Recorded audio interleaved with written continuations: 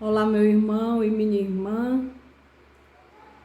Vamos fazer uma reflexão sobre o Evangelho de Mateus, no capítulo 22, a partir do versículo 15. E aqui fala-se que os fariseus, eles se reuniram para estudar como pegar Jesus em algum erro. A palavra diz assim: reuniram-se então os fariseus para deliberar entre si sobre a maneira de surpreender Jesus nas suas próprias palavras. Vejam só. E aí o que eles fizeram? Depois deles organizarem a cilada, eles não foram, eles enviaram seus discípulos, aqueles que se deixavam convencer também pelas suas palavras. E esses discípulos chegaram até Jesus tecendo elogios.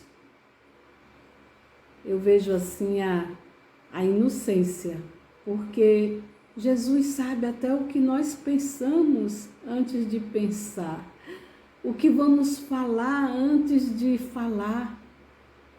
Aí eles chegam perto de Jesus, como diz aqui a palavra. Enviaram seus discípulos com os herodianos.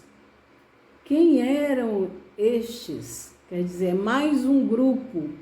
Os herodianos, eles eram aqueles que faziam a parte administrativa do governo. Então, eram os homens que tinham poder.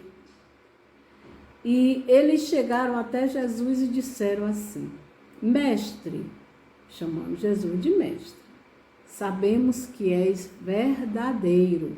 Sim, Jesus é a verdade. E eles continuaram: e ensinas o caminho de Deus. Não, Jesus é o próprio caminho.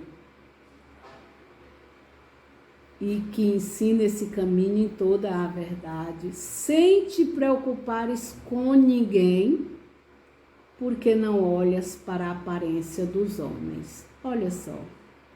Claro, Jesus conhece o nosso coração, mas eles chegaram falando todas estas palavras para enganar Jesus.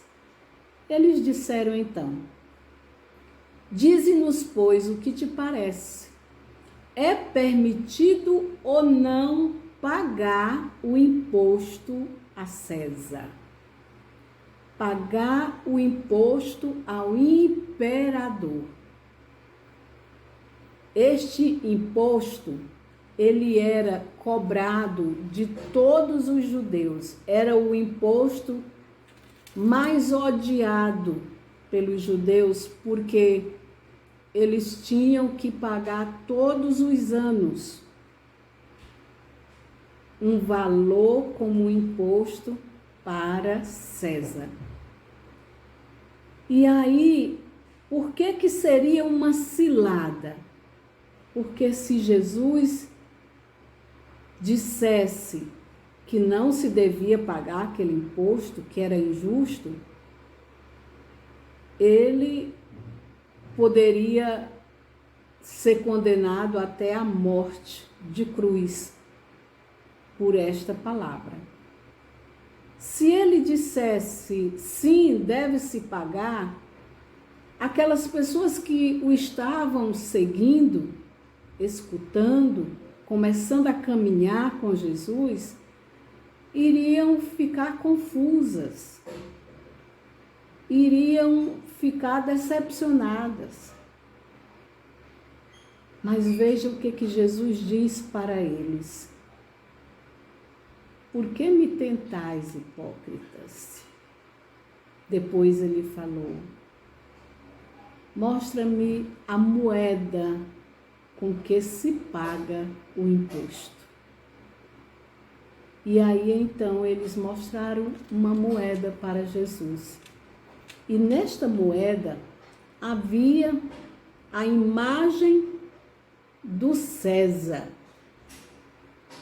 do imperador. No tempo de Jesus, o César, ele era adorado como Deus. Por isso, qualquer pessoa que se voltasse contra César era morto. Não era nem preciso dizer com todas as palavras, bastava ser contrário a alguma ordem do César. E aí então, quando eles trouxeram a moeda para Jesus, que tem a imagem de César, Jesus diz o seguinte: de quem é esta imagem e esta inscrição? Porque de um lado havia a imagem e do outro havia o nome do César. E aí eles responderam: de César. E Jesus disse então: dai, pois, a César o que é de César, e a Deus o que é de Deus. E eles ficaram cheios de admiração. Eles que foram para pegar Jesus numa cilada, saíram dali admirados. Meu irmão e minha irmã, por que Jesus falou isso? Muitas vezes a gente pode pensar que é porque é a moeda, é dinheiro, é um imposto que é dado ao governo, então tem que dar a moeda para os cofres lá do César.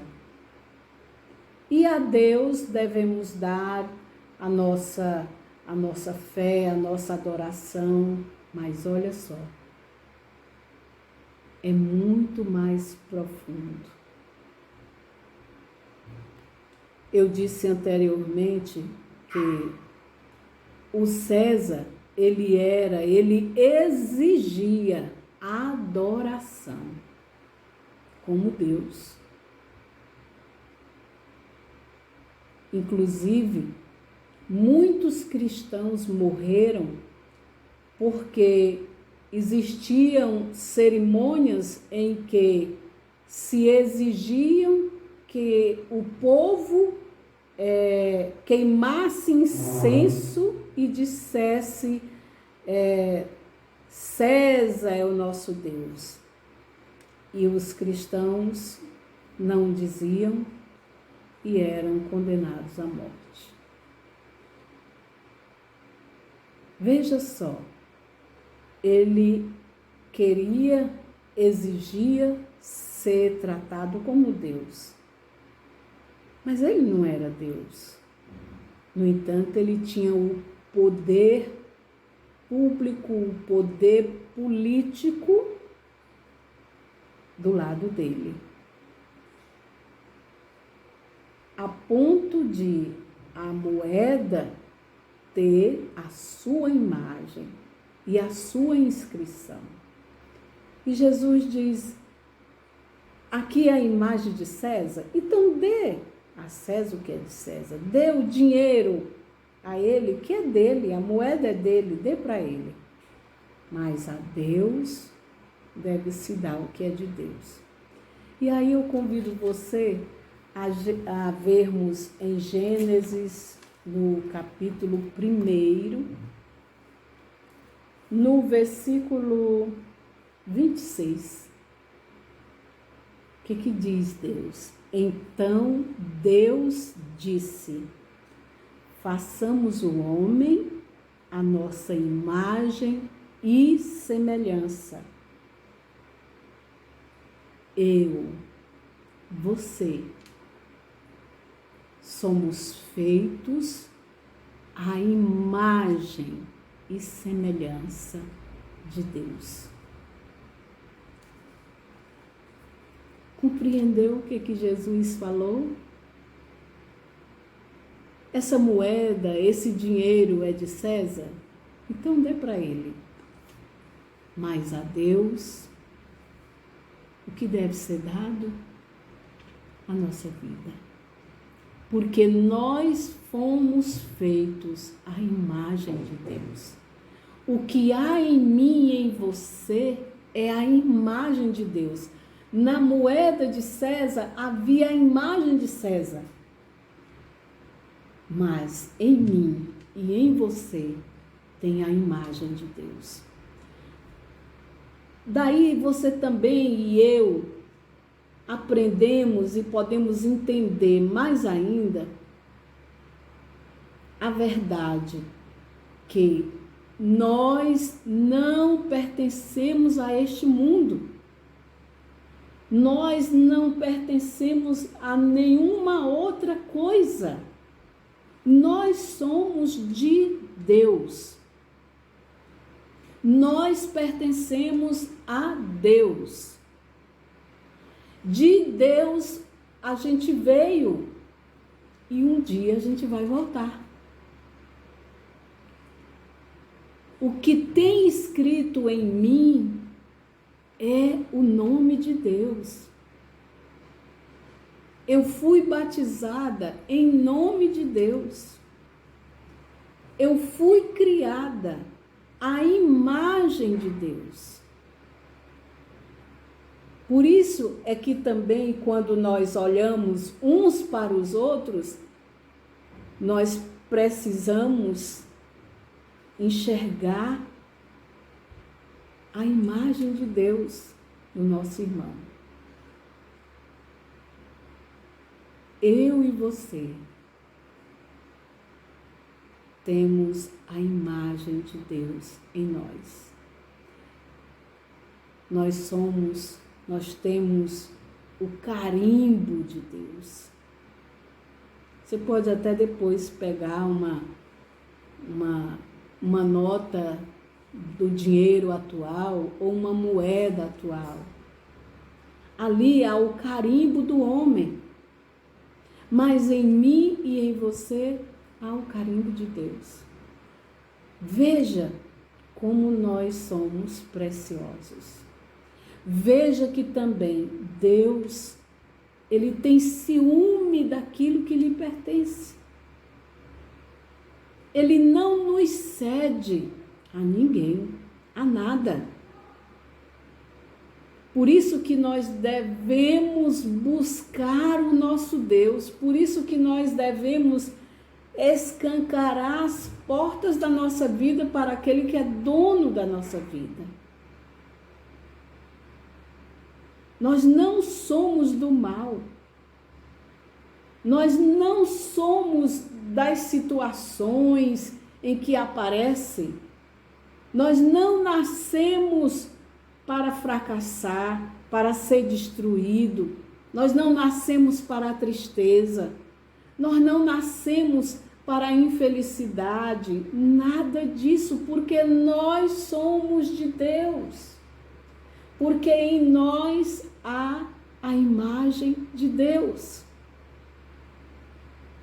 E nós devemos buscar esta vida com Ele de tal forma, numa intimidade com Ele de tal forma, que possamos também ter essa visão dos nossos irmãos. Que também possamos, ao olhar para nossos irmãos e irmãs, ver a imagem de Deus. Se eu estiver no erro, ou se você estiver no erro, mesmo assim, é preciso a gente saber separar o que é de Deus e o que não é. Você e eu somos filhos, filhas de Deus. E Deus colocou o seu carimbo em nós, a sua imagem em nós. Quando nós buscamos viver conforme o mundo, conforme nossos pensamentos, conforme nossas más inclinações, nós vamos perdendo não a imagem, mas a semelhança. Porque quanto mais nós nos aproximamos do Senhor, mais ficamos semelhantes a Ele. Mais nos parecemos com Ele. A sua imagem está em nós. Mas nós podemos sufocar esta imagem. Nós podemos cobrir esta imagem com nossas más inclinações. Por isso que quando nós nos encontramos com Ele, nós nos deixamos encontrar por Ele, todas estas situações, elas vão sendo retiradas da nossa vida. Eu gosto até de dizer assim, que o trabalho que Deus faz na minha vida é um trabalho de um artista que tem que fazer aquela obra voltar à sua originalidade. Sabe quando nós até vemos, assistimos pelos noticiários que uma certa obra de arte, ela vai ter que ser restaurada. E aí se chama uma pessoa que seja especialista em restaurar. E aquela pessoa vai trabalhar naquela arte com muito cuidado para não estragar. É assim que Jesus faz conosco. Ele vai, na medida em que nós abrimos o nosso coração para Ele, Ele vai nos restaurando. Ele vai tirando as poeiras. Ele vai tirando, vai consertando onde rasgou. Porque estas poeiras, estes riscos, estes rasgões, essas sujeiras na nossa vida, é do mundo, é do pecado nosso. Deus nos quer de volta para Ele. E Ele mesmo vai cuidando da obra dele, da obra-prima dele, porque o homem é a obra-prima de Deus. Quanto mais a gente vai lendo a palavra do Senhor, escutando também os doutores da palavra, os teólogos, as pessoas que pregam a palavra para nós, mais a gente vai se apaixonando por esta palavra que é Deus falando profundamente ao nosso coração. E como é belo, é lindo descobrir a palavra, descobrir isto que Deus nos fala hoje. Dai a César o que é de César e a Deus o que é de Deus. Vinde, Espírito Santo. Amém.